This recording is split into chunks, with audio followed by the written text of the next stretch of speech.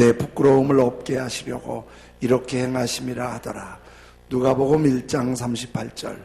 마리아가 이르되 주의 여정이 오니 말씀대로 내게 이루어지이다 하매 천사가 떠나가니라. 아멘. 우리 화면 하나 올려줘 보실래요? 위에 걸 똑같이 한번 읽어볼까요? 시작. 2020년은 주님께서 우리를 돌보시는 해입니다. 그 밑에 우리는 주님의 기쁨이 됩니다. 오늘 그렇게 인사하시죠.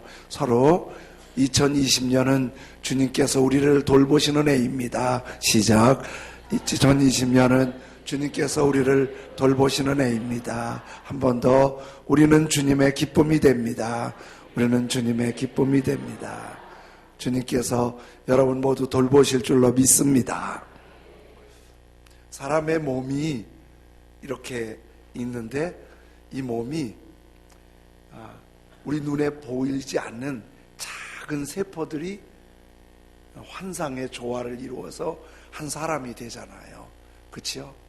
근데 이 사람의 몸에 세포가 몇 개가 모아지면 한 사람이 될까요? 세포가 눈에 보이지 않는 세포들이 다 이렇게 조합을 이루어서 이렇게 한 사람이 되는데 세포가 몇 개쯤 모으면 한 사람 될까요? 이제 의학적으로 여러 가지 얘기를 하는데 한 60조의 세포들이 다 이렇게 모아서 한 사람이 되는 거예요. 근데 그 60조의 세포들은 다 살아있는 세포입니다. 만약 그 세포가 죽으면은 이렇게 버짐이나 때나 이렇게 해서 다 빠져나오게 되고, 그리고 살아있는 세포만 연결이 돼 있는 거예요. 만일 살아있지 않은 세포가 내 몸에 어디에 있다면 내 몸을 힘들게 할 수 있어요. 그러면 세포가 살아있다면 세포는 영양이 공급이 돼야 돼요. 그렇죠? 그러니까 이런 강대상은 살아있는 게 아니니까 영양을 안 줘도 돼요.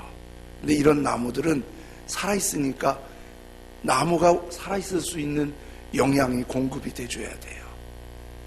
그런데 사람의 몸에도 이 살아있는 세포 60조 개가 다 영양이 공급이 돼줘야 세포가 살아있는 거예요. 그럼 신기하잖아요. 어떻게 우리 몸에 이렇게 영양이 골고루 잘 분배가 될까? 음식을 내 몸에 먹잖아요. 그러면 그게 내 몸에 소화가 되면서 60조 세포 구석구석에 영양이 공급이 돼서 내가 살아있는 이 모습이 되는 거예요. 아주 균형 있게 공급이 된다는 거예요, 이게. 만일에 영양 공급이 안 되면 세포가 죽어요. 우리 정현숙 권사님 친정어머님이 수술을 2번이나 받으셨어요. 근데 한 번 수술 받으실 때 한 5시간을 받으시는데 허리를 받으니까 엎드려 있으셨는데 얼굴을 댈 수밖에 없잖아요. 얼굴을 이렇게 대고 한 5시간 있는 바람에 이게 눌리니까 얼굴에 욕창이 생긴 거예요.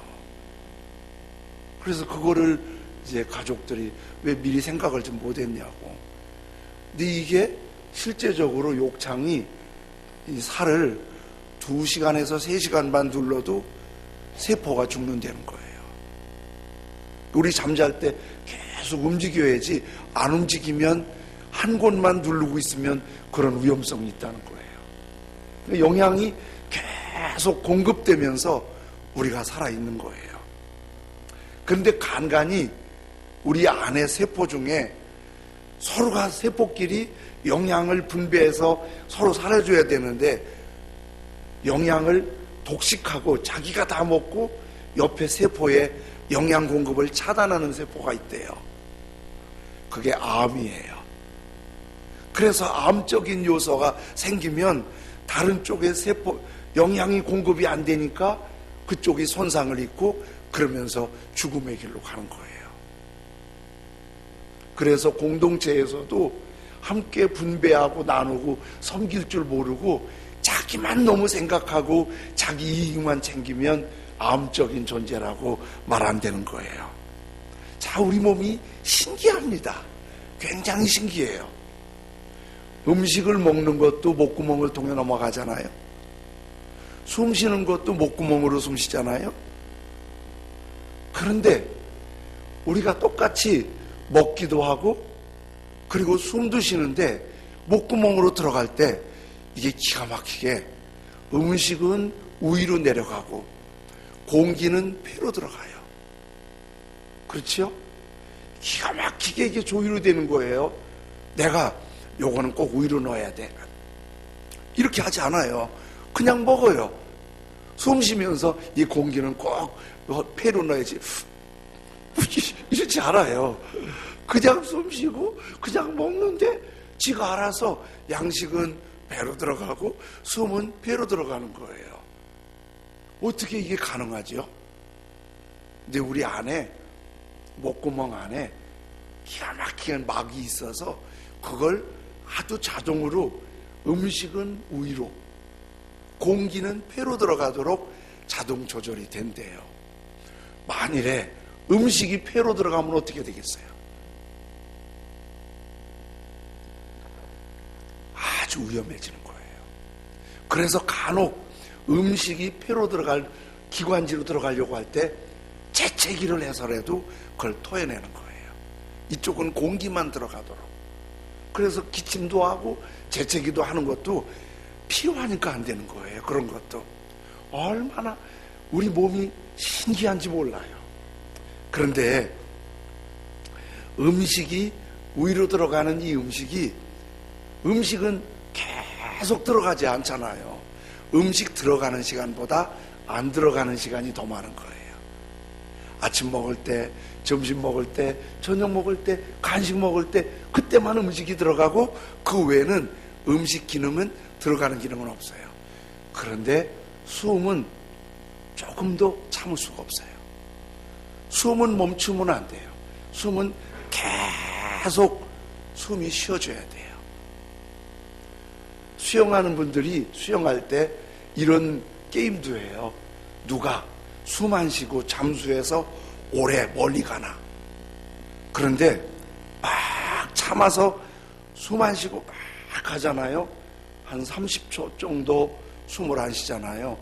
산소 공급이 부족해서 머리부터 아파와요. 더 참으면 머리에 충격 먹을 수 있어요. 숨은 절대 쉴 수가 없어요. 잠잘 때든지 움직일 때든지 밥 먹을 때든지 어느 때든지 숨은 쉴 수가 없어요. 계속 숨 쉬어줘야 돼요. 그런데 신앙생활에서 숨 쉬는 것과 똑같은 걸 기도라고 그래요.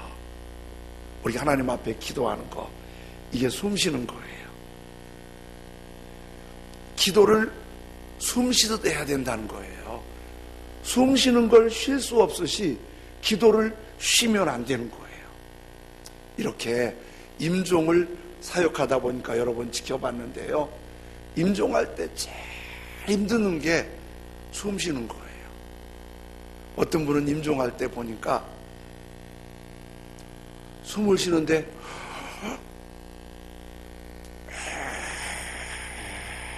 한 번 숨이 들어왔다 나갔다가 너무 힘드는 거예요. 그걸 지켜보는 가족들은 또 얼마나 애 같아요. 한 번은 하고 숨을 안 쉬세요. 그러니까 막 옆에서 울어요. 그러다가 그렇게 나간다. 마지막 순간에 이 숨이 우리가 자연스럽게 숨은 호흡하는 이 호흡이 그렇게 마지막 순간에는 한 번 한 번이 그렇게 귀한 거예요. 한 번 한 번이. 그런데 신앙의 생명이 기도에 있다는 거예요. 기도가 멈추면 믿음의 생명이 시들어가고 있다는 거예요. 기도가 활력 있으면 그 사람 믿음이 막 살아나고 있다는 거예요. 애들은 호흡이 힘 있잖아요. 건강하니까 살아있으니까. 그런데 연세가 드실수록 노화되면 숨 쉬는 게 어렵잖아요. 그만큼 몸이 힘들다는 걸 말해주는 거예요. 우리 믿음 생활이 아주 활력 있고 좋으려면 기도가 회복이 돼야 돼요. 그런데 이렇게 중요한 기도를 예수님 믿는 그리스도인들이 소홀하게 생각한다는 거예요. 기도를 소홀하게 생각해요. 기도를 멈출 수가 없는데, 그런데 이렇게 기도에 대해서 소홀하고 오히려 기도를 아주 부담스러워하는 경향이 있어요. 왜 이렇게 부담스러워하죠? 이렇게 예배 시간에 기도 담당이 되면 기도할 때까지 스트레스 받지요. 그치요? 기도 담당이 되면 기도할 때까지, 끝날 때까지, 하고 나서도 스트레스 받잖아요. 그래서 막 기도만 시키면은 막 알러지 반응이 나오는 사람도 있어요. 그럼에도 계속 기도를 이렇게 시키는 거예요. 새벽 기도도 하고, 특별 새벽 기도도 하고, 금요 심야 기도도 하고, 금식 기도도 하고, 산 기도도 하고, 통성 기도도 하고. 근데 그 기도는 계속 힘들어 하는 거예요. 그럼 이런 생각하기 쉬워요. 기도가 이렇게 중요하고, 그런데 기도는 이렇게 힘드는데, 그러면 하나님이 왜 이런 기도라는 걸 만들어 갖고 하나님의 사람들을 불편하게 만드나? 그건 기도의 오해예요. 하나님은 우리를 불편하고 힘들고 귀찮게 하려고 기도를 만든 게 아니에요. 기도는 호흡이면서 하나님과 교제예요. 기도는. 그래서 내가 하나님께 말씀으로 나아가고, 하나님이 감동과 말씀으로 우리에게 오시고, 마치 아주 친한 사람들이 친하게 얘기하면 행복하듯이 하나님도 우리와 가까이 하시고, 우리도 하나님과 더 가까이 하기를 원하시고, 행복한 교제, 즐거운 나눔이 있기를 원하시는 거예요. 그런데 기도가 이렇게 힘든 이유를 예수님은 두 가지로 말씀하시는데, 마태복음 6장 5절에 바리새인의 기도를 문제 삼으신 거예요. 똑같이 읽어보실까요? 시작.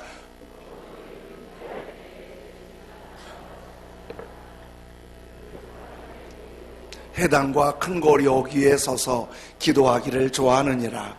내가 진실로 너희에게 이르노니 그들은 자기 상을 이미 받았느니라. 이게 바리새인들이 기도하는 기도인데 외식하는 기도예요. 외식하는 기도는 사람에게 보이려는 기도예요. 여러분, 우리가 기도하는 게 사람들이 들으라고 하나요? 하나님이 들으시라고 하나요? 하나님께 하는 거지요. 그런데 기도 담당이 되면 하나님 신경 많이 쓰세요? 사람 신경 많이 쓰세요? 기도 담당이 되면 이런 소리 듣고 싶지요. 기도 끝나고 오늘 기도 엄청 은혜로웠어. 어쩜 그렇게 기도를 잘해? 기도할 때 감동받았어. 그 소리 듣고 싶어서 기도 준비하면 바리새인의 기도인 거예요. 우리가 말 좀 이쁘게 하지 않아도, 기도 표현이 잘하지 않아도 우리 기도하는 기도 마음이 하나님께 모아져서 우리 공동의 마음을 하나님께 올려드리고, 하나님 이 기도 받아주세요. 하나님께 드려져야 되는데 사람을 더 많이 의식하기 때문에 기도에 불편함과 문제와 아쉬움이 있다는 거예요. 또 하나는 이런 경우에요. 이방인의 기도인데 마태복음 6장 7절은 이렇게 말씀하는데 같이 읽어볼까요? 시작. 또 기도할 때에 이방인과 같이 중언부언하지 말라. 그들은 말을 들으실 줄 생각하느니라. 중언부언인데요, 이 중언부언은 우리가 느낌이 좋은 게 주문이에요. 왜? 하나님 모르는 사람들은 기도할 때 주문을 외우면서 기도하잖아요. 같은 말을 계속 반복하고 또 반복하고 또 반복하고 계속 반복하잖아요. 그거 갖고 안 될 것 같으니까 조금 더 정성을 보이고 싶잖아요. 왜? 지성이면 감천이니까. 그러니까 주문에 고행을 하는 거예요. 막 몇천 번, 몇만 번, 몇십만 번 절을 하고, 어디까지 걸어가면서 기도하고, 심지어는 몸에다가 막 꽂아가면서 기도하고. 그런데 내가 막 고행을 하고 이 뜨거운 마음을 보이면 신이 감동하고 하늘이 감동할 거라고 생각을 하는 거예요. 하나님은 그런 기도 원하지 않으세요. 막 주문을 많이 외우고 고행을 하면 하나님이 너 고생을 봐서 들어주겠다 그러지 않으세요. 하나님 기도는 인격적인 하나님과 연약하지만 인격 있는 사람과의 교감인 거예요. 교감. 그래서 행복하게 나누는 기도예요. 그래서 이런 사람에게 보이는 기도, 주문하는 기도, 이런 기도가 아니라 어떻게 기도해야 되냐? 예수님이 기도를 가르쳐 주셨는데 그게 주기도문이에요. 주님께서 가르쳐 주신 기도. 하늘에 계신 우리 아버지여, 이름이 거룩히 여김을 받으시오며. 이 기도에는 6가지 내용이 있는데요, 우리가 기도할 때 이렇게 하라는 거예요. 첫째는 내 생활로 하나님의 이름을 높이게 하소서. 하늘에 계신 우리 아버지여, 이름이 거룩히 여김을 높임을 받으시오며. 또 한 가지는 그리스도께서 우리를 다스리시길 원하며 기도하며, 또 한 가지는 주님의 뜻에 순종하길 원하며, 일용할 양식 주시기를 기도하고, 우리가 용서하며 살기를 기도하고, 시험에 들지 않기를 기도하라고 주기도문에서 가르쳐 주세요. 그런데 이 기도의 3번째 기도가 조금 다르잖아요. 1번, 2번, 4번, 5번, 6번은 하나님 일용할 양식 주세요. 용서할 수 있게 해주세요. 하나님 날 다스려 주세요. 그런데 한 기도가 있어요. 주님께 순종하기를. 기도는 숨 쉬듯 하는 거예요. 숨은 들이마셨다가 내뱉었다가 들이마셨다가 내뱉었다가 이러잖아요. 숨 쉬는 거죠. 대화는요 이렇게 오가는 거예요. 말하고 받고 말하고 받고. 대화할 때 제일 짜증나는 사람이 누군지 아세요? 자기 할 말 다 하고 가는 거예요. 그냥. 아니 이리 좀 와보라고, 나 할 말 있다고. 됐어요. 아주 그럼 아주 사람 잡는 거예요. 자기는 할 말 다 해놓고 저쪽에서 말하려면 말도 못하게 해놓고 내 말대로 해 이러면 힘드는 거예요. 근데 우리 기도 그렇게 하는 거 많아요. 하나님 이것도 해주시고요, 이것도 해주시고요, 이것도 신앙생활 할 때 제일 힘드는 게 뭐냐면 하나님의 뜻에 순종하려는 생각은 안 하고 이거 꼭 해주셔야 한다면 해주셔야 합니다. 안 해주시면 나 안 나올 거예요. 이거 안 들어주시면요 나 하나님 삐질 거예요. 그러면서 막 하나님 앞에 막 대들듯이 엿박아듯이 꼭 주셔야 된다고 그렇게 하면서 하나님의 뜻에는 관심이 없으면 기도가 바른 기도가 아니에요. 기도는 하나님의 이름을 높이게 해주세요. 하나님 다스림을 받게 해주세요. 그리고 하나님의 말씀을 읽으면서 깨닫고 들으면서 깨닫고 감동된 말씀을 내가 순종하는 것. 그래서 올리기도 하고 받기도 하고. 하나님이 말씀하셨는데 힘들면 하나님 이것 좀 해주세요. 내가 감당하기 어려워요. 하나님의 은혜를 구하고 하나님의 은혜가 임하면 또 하나님 앞에 순종하고, 이 관계가 기도에 더 행복감을 더해주는 거예요. 누가복음 1장에는요 가브리엘 천사가 2사람에게 나타나요. 한 사람은 사가랴고 한 사람은 마리아예요.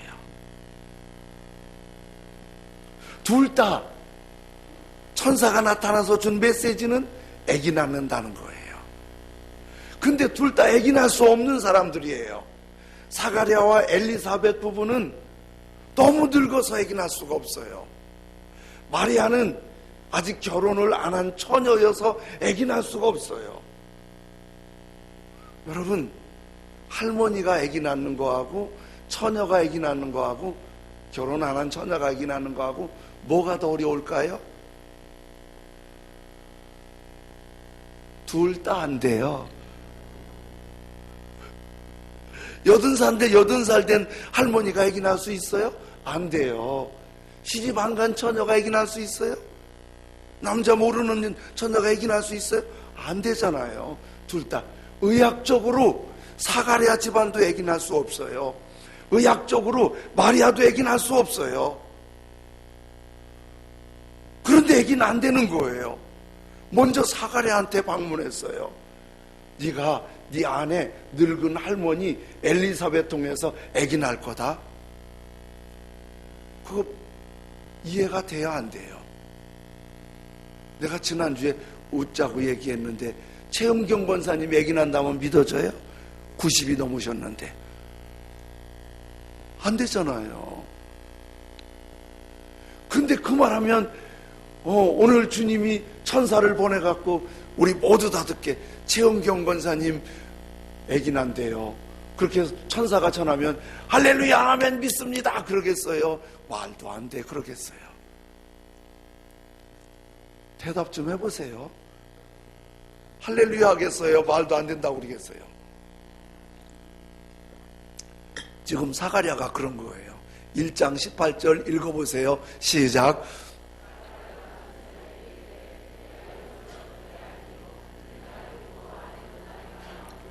예, 이거 아주 수준 있게 써서 그렇지요. 우리식으로 하면 사가랴가 천사한테 그래. 말도 안 돼요. 그 알망구가 어떻게 이기나요? 말도 안 돼요. 아무리 생각해도 논리적으로, 경험적으로, 의학적으로 여기까지 모든 거 봐도 말도 안 되는 거예요. 그래서 천사는 아기 난다고 하지만 사가랴는 안 돼요 이런 거예요. 천사가 화나겠어요 안 나겠어요? 천사가 화났어요.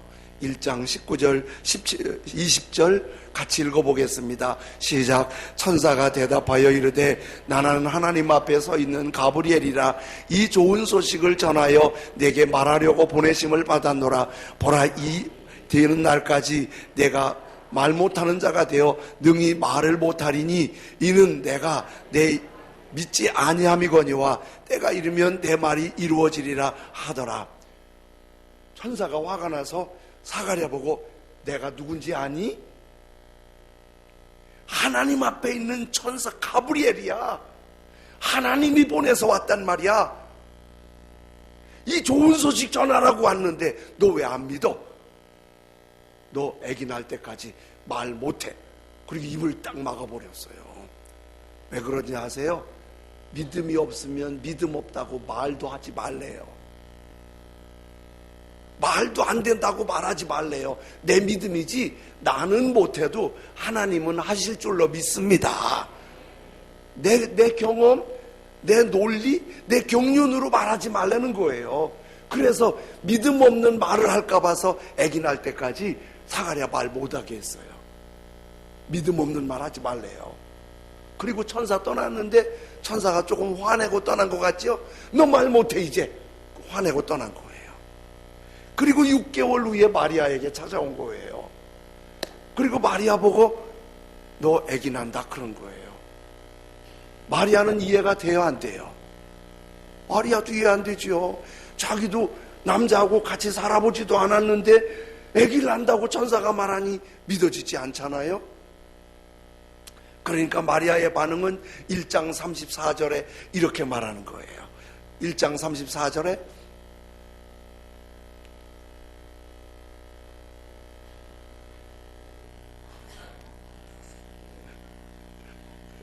자, 똑같이 읽어보겠습니다. 시작. 마리아가 천사에게 말하되 나는 남자를 알지 못하니 어찌 일이 있으리까. 이것도 수준 있게 말하지만 마리아도 비슷하게 말한 거예요. 말도 안 돼요. 내가 어떻게 아기 낳아요? 시집도 안 갔는데 남자 손도 안 잡았는데 어떻게 내가 아기를 낳아요? 말도 안 돼요. 그랬더니 사가랴한테도 그랬지만은 마리아한테도 설명을 해요. 네가 아기 낳는 건 남자와 결혼해서 낳는 게 아니고 성령이 잉태해서 하나님의 아들을 낳는 거야. 그러니까 하나님 말씀에 순종해. 그랬더니 마리아는 오늘 본문 1장 38절에 이렇게 말씀하는 거예요. 똑같이 시작. 마리아가 이르되 주의 여정이오니 말씀대로 내게 이루어지이다 하매 천사가 떠나가니라. 마리아도 도저히 이해할 수 없어요. 그런데요, 사가랴 엘리사벳이 아기 나면 박수 받을 일이에요? 혼날 일이에요? 박수 받을 일이죠. 아기 못 낳던 집에 할아버지 할머니가 아기 낳았으니까 얼마나 기쁘고 즐겁고 감사한 일이에요. 그래서 내 부끄러움이 다 사라졌다고, 돌보셨다고, 좋아했다고 그랬잖아요. 맞는 거잖아요. 그럼에도 논리적으로 이해 안 된다고 받아들이지 못한 거예요. 근데 마리아가 아기를 낳으면 이거는 환영받을 일이 아니에요. 아가씨가 부정하다고 처형을 당할 수도 있어요. 온 마을에 처형당하지 않아도 비난받고 손가락질 받고 큰 어려움을 당할 수도 있어요. 근데 천사가 설득하니까 마리아가 말하는 거예요. 주의 여종이오니 말씀대로 내게 이루어지이다. 아멘. 그런 위험을 무릅쓰고, 그런 비난을 무릅쓰고, 그런 걱정 불안도 있는데 주의 여종이오니 말씀대로 이루어지이다. 아멘. 아멘. 순종하겠습니다. 그랬더니 파란 글씨만 똑같이 시작. 예. 천사가 떠나갈 때 마리아가 주의 말씀대로 이루어지다 한 소리를 떠나갈 때 천사가 화내고 떠나갔을까요? 웃으면서 떠나갔을까요? 그러겠지요. 천사가 그렇게 위험한데도, 불안한데도, 걱정거리가 있는데도 말씀에 순종하니까 제가 천사 얼굴 못 봤지만은 환하게 웃으면서 기쁨으로, 그래 됐다, 너를 통해서 하나님의 역사를 이루리라. 하나님과 교제가 잘 이루어지는 거예요. 사랑하는 여러분, 우리 주님 앞에 믿음의 눈이 열려서 기도가 뜨겁게 회복되길 원합니다. 그 기도가 뜨겁게 회복되면서, 내가 주님 앞에 기도하고 주님이 내게 말씀하시면 그거 이해가 안 돼요, 말도 안 돼요, 전 그거 할 수 없어요, 그러지 말고 제가 주의 종입니다, 말씀대로 순종하겠습니다, 말씀대로 따르겠습니다, 주님을 따르겠습니다. 아멘, 아멘. 그리고 주님 앞에 순종하면 천사가 화내지 않고 하나님이 대하시고 하나님이 은혜 베푸시는 거예요. 이런 하나님과의 행복한 교제, 기도가 뜨겁게 회복되는 찬양 가족들 되시길 원합니다. 그런데도 기도가 쉽지 않은 이유 4가지가 있는데요. 왜 쉽지 않으냐? 기도를 오해하거나 기도를 잘 몰라서 기도가 어려운 거예요. 두 번째는요, 기도의 훈련이 잘 되지 않아서 그래요. 여러분, 기도를 잘 몰라서라고 제가 말씀을 드렸는데, 첫 번째, 그래도 전 기도가 어려워요. 그럼 어렵게 생각하지 마세요. 어떻게 하면 되냐면요, 기도 잘 못하잖아요. 그러면 아기들이 태어나면 낳자마자 엄마 젖 주세요, 지금 배고파요, 나 쌌으니까 씻어주세요, 엄마 젖이 어제 매운 거 먹었나 봐요, 제 젖이 맵네요. 이런 애기 봤어요? 낳자마자 애들이 그래 버리면요, 아이고 진짜 무서워요. 애기는 나면 한 맺도 안 해. 그럼 돼요. 조금 커지면 엄마 아빠 그것만 해도 다 통해요. 그러니까 기도할 줄 모른다고 걱정할 거 없어요. 하나님 아버지만 불러도 돼요. 그것도 어려우면 주님께서 가르쳐 주신 기도문을 외우기만 해도 돼요. 주여 부르기만 해도 돼요. 하나님 아버지. 그러면 내가 아직 믿음이 어려서 이거밖에 할 줄 모르는 줄 아시고 내 마음을 아시고 더 합족하게 은혜 주시는 줄로 믿습니다. 그 기도를 계속 하다 보면 그게 훈련이 돼요. 훈련이 되면 기도 말이 좀 많아지고 하나님과 더 깊은 언어의 교감을 나누게 되는 거예요. 그러면서 훈련이 되면서 하나님과 사귐이 이루어져요.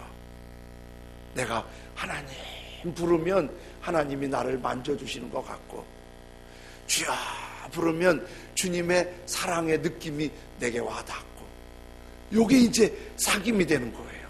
그래서 기도가 좋은 사람들은 기도하다가 눈물을 찔끔 흘리면서 감사하기도 하고 그 은혜도 경험하고 힘을 얻기도 해요. 그리고 기도가 조금 어려운 또 하나 이유는 기도의 효과를 경험하지 못할 때, 기도하니까 하나님이 고쳐주시더라고, 기도하니까 하나님이 길을 열어주시더라고, 기도하니까 하나님의 손길이 있더라고, 이거를 경험하는 사람들은 기도가 재밌는 거예요. 다른 거 다 내려놓고 먼저 기도하고 싶은 거예요. 사랑하는 여러분, 사가랴도 엘리사벳도 또 마리아도 기도하는 사람들이었어요. 그 기도 가운데 주님의 방문을 받은 거예요. 그리고 주님의 손길을 경험한 거예요. 그래서 기도가 진짜 잘 되려면요, 요거 하나만 더 마무리할게요. 영국의 예전에 유명한 목사님이었던 찰스 스펄전 목사님이 기도가 잘 되는 비결을 이렇게 설명을 했어요. 제가 감기가 있으니까 입이 이렇게 자꾸 말라요. 이해해 주세요.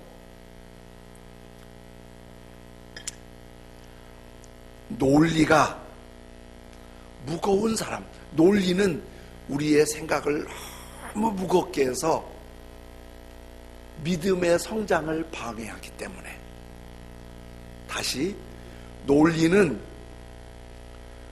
우리를 너무 무겁게 하기 때문에 믿음의 성장을 방해해서, 기도가 잘 되고 믿음 생활이 잘 되려면 믿음이 논리보다 강해야 된다. 뭐가 뭐보다 강해야 된다고요? 그런데 우리는 뭐가 뭐보다 강하지요? 여러분이 말했어요. 여러분은 논리가 믿음보다 강해요. 믿음은 뒷전이고 논리적으로 다 계산해요. 사가랴는 논리적으로 계산하는 거예요. 마리아는 믿음으로 순종하는 거고요. 그러면서 스펄전 목사님이 그 얘기를 재밌게 풀어갔는데요, 어느 마을에 믿음이라는 애하고 논리하는 애가 같이 살았대요. 그런데 믿음은요, 어디를 가려면은 하루에 30km를 간대요. 또박또박 앞만 보고 가니까, 믿음으로 가니까 쭉쭉 나가는 거예요.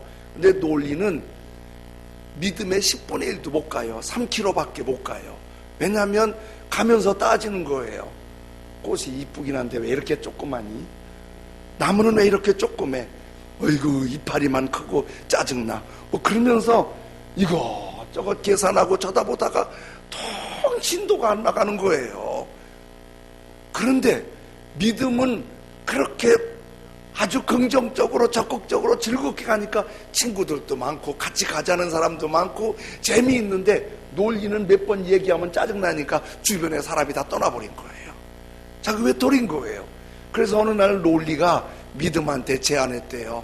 나하고 같이 여행 좀 가주자. 그랬더니 믿음이 논리 보고 너랑 안 가. 너하고는 목적이 달라, 사는 방법이. 너는 너대로 가고 나는 나대로 가. 그랬더니 논리가 너무 심심하니까 믿음한테 시근덕거리고 나 좀 도와줘, 같이 가줘. 그래, 딱 한 번만 가줄게. 그리고 가는데 논리가 믿음을 아무리 따라가려도 따라갈 수가 없는 거예요. 왜냐하면 믿음은 하나님을 바라보고 믿음으로 기쁘고 용기 있게 활기차게 가는데, 논리는 세상 이것저것 다 따지다 보니까, 불평하다 보니까, 계산하다 보니까 갈 수가 없는 거예요. 그러니까 막 믿음 따라가기가 너무 힘든 거예요.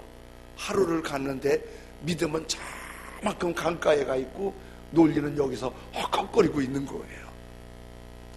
믿음이 좀 기다려줬어요. 강가에 다 오더니 논리가 강을 딱 보는 순간 입을 딱 벌리면서 하는 말이, 야, 믿음아, 아무리 생각해도 이 강은 못 건너갔다. 야, 이 강을 어떻게 건너니? 이 강은 누군가 와서 다리 놔줄 때까지 기다려야 돼. 그랬더니 믿음은요, 쳐다보지도 않고 대꾸도 안 하고 물 위를 걸어가는 거예요. 저벅. 안 돼요. 그러다 빠져주고 가지마. 그런데 들은 척도 안 하고 강을 건너는 거예요. 저벅저벅. 그러니까 논리가 자기도 얼떨결에 가보니까 건널 만한 강이에요.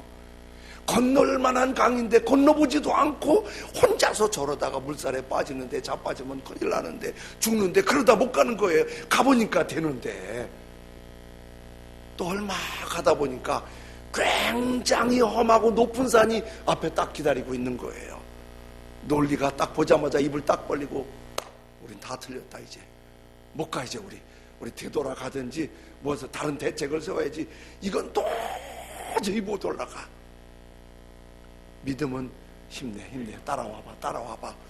그리고 올라가 보니까 넘어갈 수 있는 거예요. 논리적으로 계산하면 이렇게 다 힘들고 어렵고 불편하고 걸리고 답답하고 부딪히는 거예요. 그런데 믿음으로 가면 마리아처럼 이렇게 말할 수 있는 거예요. 주의 여정이오니 말씀대로 이루어지이다. 그런데 논리적으로 너무 발달돼 있으면 사가랴처럼 말도 안 돼요. 그 입이 탁 막혀버리는 거예요. 그러면 우린 어떻게 믿음이 더 강해서 논리보다 믿음으로 창조적이고 진취적이고 성장하는 하나님의 사람으로 살 수 있을까요? 저 원리를 시작해야 돼요. 어떻게? 기도하는 거예요. 새벽 특별기도 기간이잖아요. 기도하려고 일어나세요. 와서 기도 잘 안 되면 5분 10분이라도 기도하세요. 기도가 잘 되면 더 많이 하세요. 새벽에 도저히 못 일어나는 분은 저녁에라도 와서 기도하세요. 매일 기도를 놓치지 마세요. 그리고 기도하려고 훈련을 하세요. 그리고 하나님과, 보이지 않는 하나님과 더 친해지세요.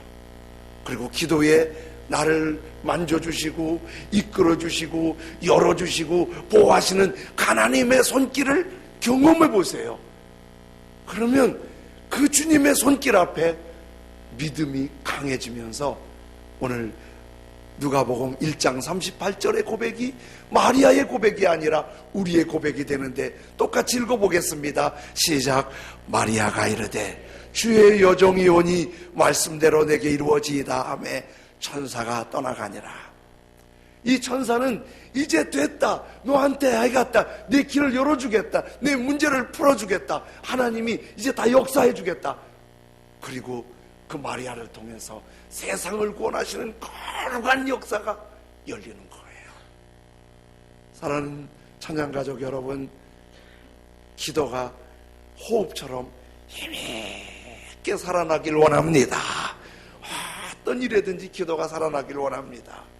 새벽에 일어나고 저녁에 집에서도 일하면서도 그 기도가 하나님과 행복하게 회복이 돼서 믿음이 논리보다 강해서 마리아처럼 순종하고 하나님의 거룩한 능력과 복을 볼 수 있길 예수님의 이름으로 축원합니다.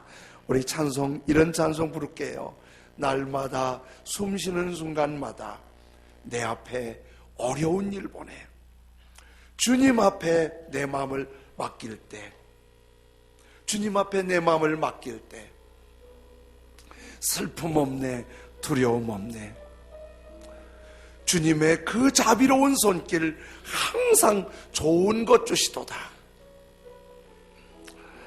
사랑스레 아픔과 기쁨을, 수고와 평화와 안식을.